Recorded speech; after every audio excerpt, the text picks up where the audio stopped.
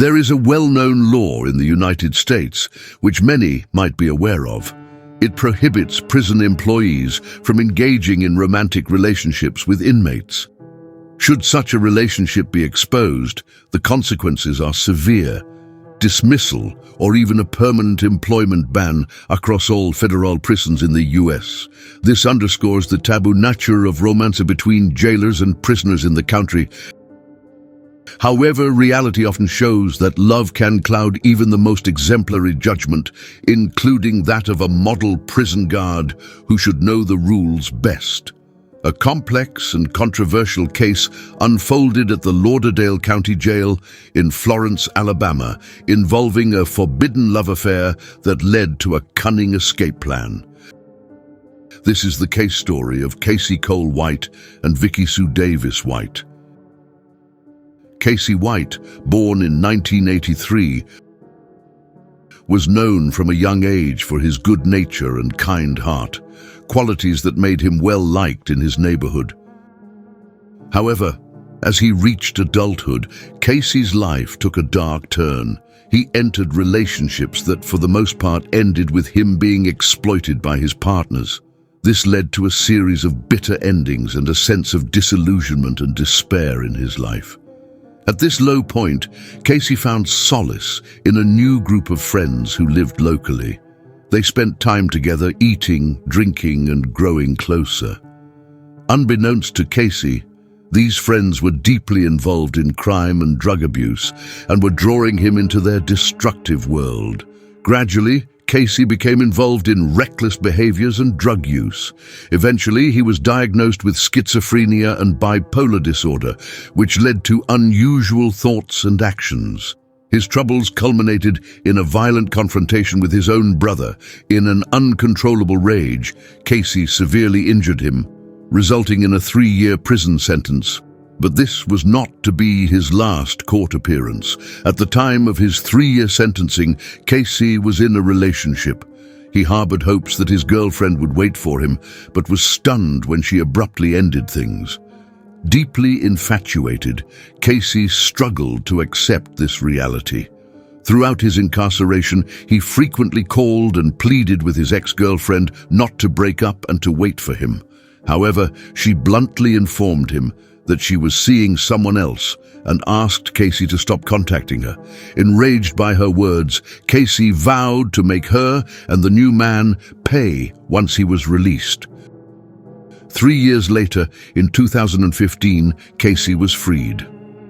On the night of October 1st, 2015, at 10:15 p.m., he approached his ex-girlfriend's house armed with 2 handguns. At the time, she was watching TV, enjoying a relaxed evening with 2 friends. Without warning, Casey kicked down the door and entered, towering and grim, gun in hand.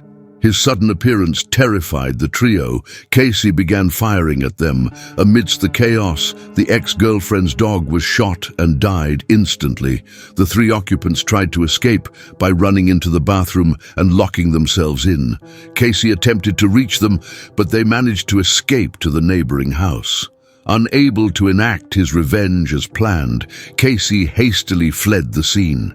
He ran approximately 3 kilometers before encountering a parked car.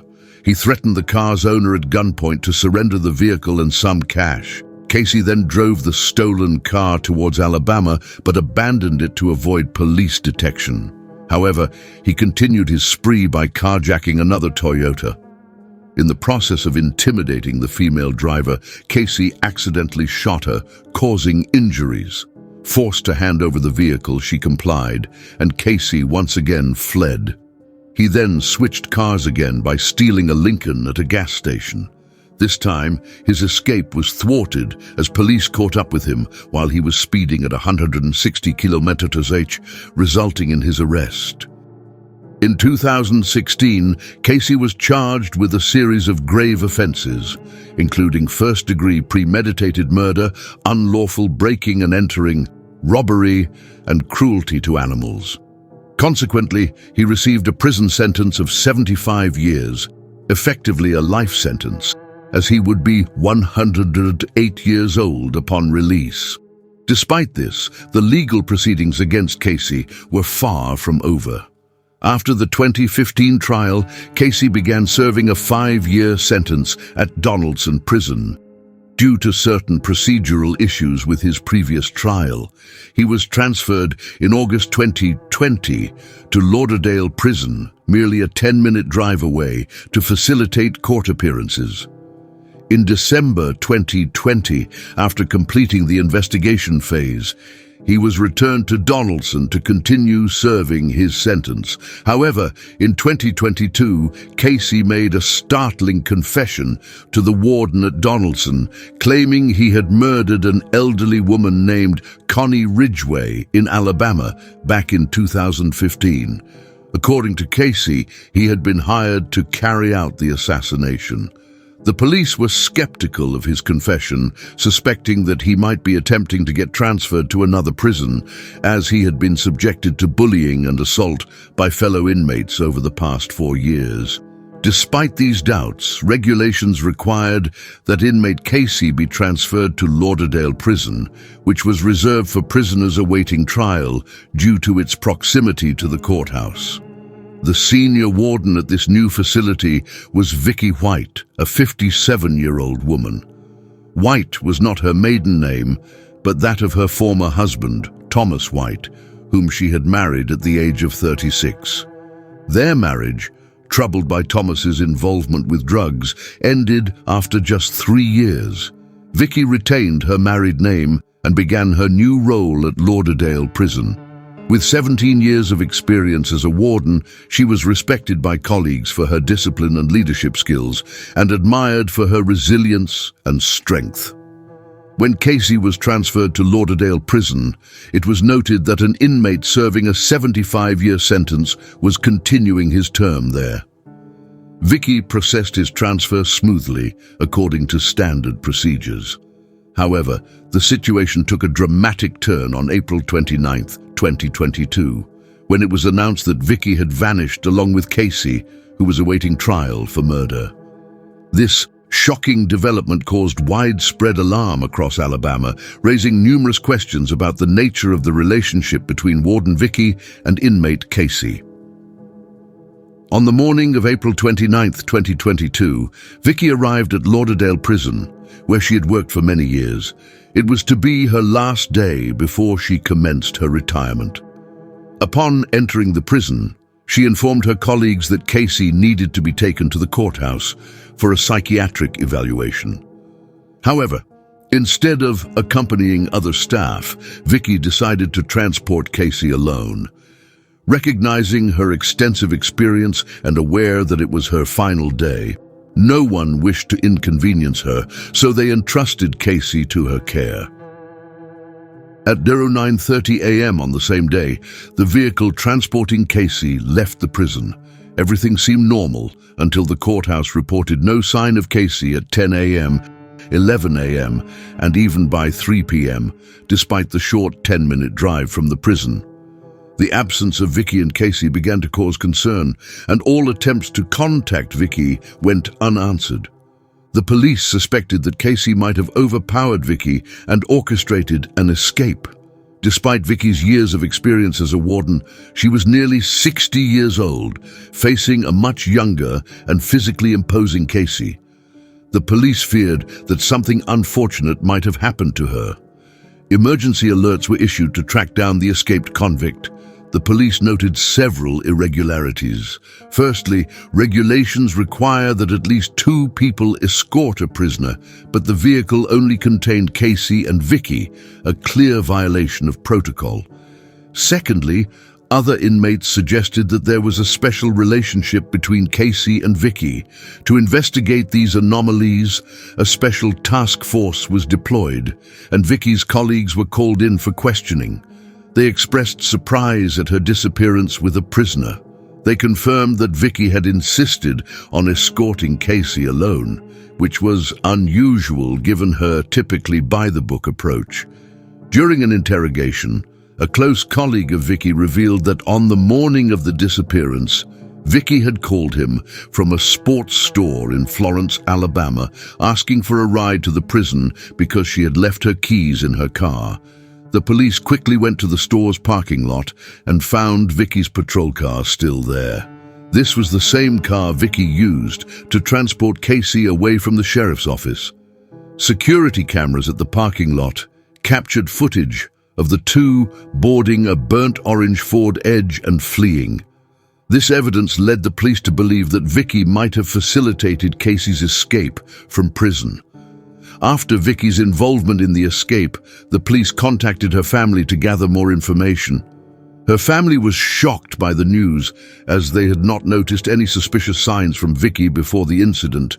However, a family member later disclosed that Vicky had sold her house for $95,550, significantly below its appraised value of $235,600, and had also sold her car and filed for early retirement. At the time, her relatives thought she was preparing for retirement, possibly planning to travel or relocate. This clues convinced the police that Casey's escape was connected to Vicky, or that she might have even masterminded the plan. The task force determined their targets were a tall fugitive and a senior warden, traveling together in a burnt orange Ford Edge. However, it was still unclear whether the pair had left Alabama. A continuous stream of wanted posters featuring Vicky and Casey's images was distributed across the region and neighboring areas, and Casey's distinctive tattoos were publicized to aid in their capture. Continual updates were sent to law enforcement agencies and the sheriff's office in Alabama, but no useful information emerged until a Tennessee tow truck driver reported towing a burnt orange Ford Edge from the roadside a few days earlier, and the vehicle was still at his lot. Investigators quickly confirmed it was the escape vehicle, though it had broken and been abandoned. The police commenced a thorough search across the rural areas of Tennessee for any leads. Shortly thereafter, an investigator discovered a residence with several cars and trucks displaying for sale signs on the lawn. Suspecting that the fugitives might have purchased a vehicle to continue their escape, the police approached the homeowner and showed him photos of Casey and Vicky. The homeowner immediately recognized them and reported that he had just sold them a Ford F-150 pickup truck without license plates. The buyer had paid in cash and seemed unconcerned about the lack of plates. However, the seller provided the police with the vehicle identification number VIN for the truck. Armed with this information, the police continued their pursuit of the two fugitives. A new lead surfaced in Evansville when a homeless man reported that he had rented his identification documents to a couple so they could check into a hotel. He recognized them as matching the descriptions in the police wanted notices and promptly notified the authorities. The police quickly located the hotel where Casey and Vicky were hiding, but unfortunately, they managed to slip away just in time.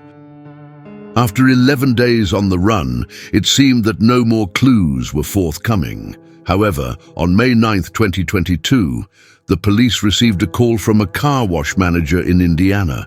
He reported that he had just washed a pickup truck that resembled the vehicle used by the escaped convicts, but the truck had been abandoned without the owner returning to drive it away. The police team promptly arrived at the car wash and confirmed the truck was indeed the one used by Casey and Vicky, thanks to the VIN. Investigators then began scouting nearby motels and restaurant parking lots. They eventually located Casey and Vicky outside another motel. Vicky was disguised with a wig, preparing to step into a gray Cadillac DTS with Casey. They got into the car and drove off, with the police in pursuit. However, the fugitives quickly realized they were being followed. The chase ended dramatically when police officers rammed their vehicle into the Cadillac, causing it to overturn. Police officers approached the wrecked vehicle, but upon arresting Casey and examining the scene, they discovered Vicky had suffered severe injuries from a self-inflicted gunshot to the head. In distress, Casey screamed for the officers to save his wife. The officers handcuffed Casey and rushed Vicky to emergency care, but she did not survive her injuries. According to Casey's statement, The love affair and the escape plan had been orchestrated by Vicky herself. They first met when Casey was transferred to Lauderdale Prison in August 2020, and their relationship developed quickly.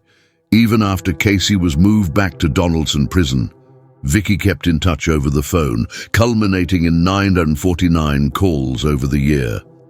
Casey also confessed that the alleged 2015 murder of Connie Ridgway, which he had initially claimed to have committed, was actually a ruse orchestrated by Vicky to facilitate his transfer back to Lauderdale Prison in 2022.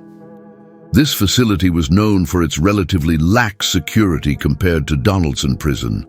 Casey affirmed that the escape plan was meticulously prepared by Vicky, encompassing everything from the getaway vehicle to spending money, clothing for Casey, and various other essentials.